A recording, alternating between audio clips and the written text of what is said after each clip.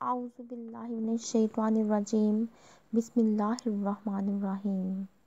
السلام علیکم ورحمۃ اللہ وبرکاتہ۔ الحرم آن لائن قرآن اکیڈمی کی طرف سے خوش آمدید۔ آج میں آپ کو ایک بہت ہی پیاری حدیث مبارکہ پڑھ کر سناؤں گی، لیکن اس سے پہلے میں آپ لوگوں سے گزارش کروں گی کہ اگر آپ میرے چینل پر نئے ہیں تو اسے لائک اور سبسکرائب کریں اور اپنے دوستوں میں سے ضرور شیئر کریں اور ہمارے ساتھ صدقہ جاریہ کا حصہ بنیں۔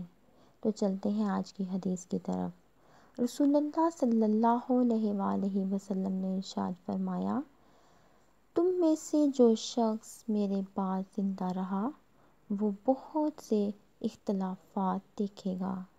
خبردار، دین میں کوئی نئی بدعات ایجاد کرنے سے بچنا، کیونکہ یہ گمراہی ہے۔ اگر تم میں سے کوئی یہ زمانہ پا لے تو اسے چاہیے کہ میری سنت اور ہدایت یافتہ خلفائے راشدین کے طریقے کو لازم پکڑے، ان کو ڈاڑوں سے مضبوط پکڑے۔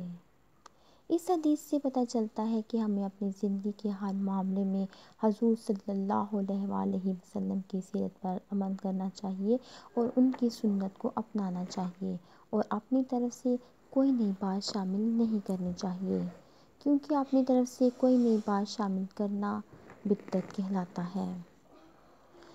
اللہ تعالیٰ سے دعا ہے کہ اللہ تعالیٰ ہمیں بدعت سے بچائے اور آپ صلی اللہ علیہ وآلہ وسلم کی سنت پر عمل کرنے کی توفیق عطا فرمائے۔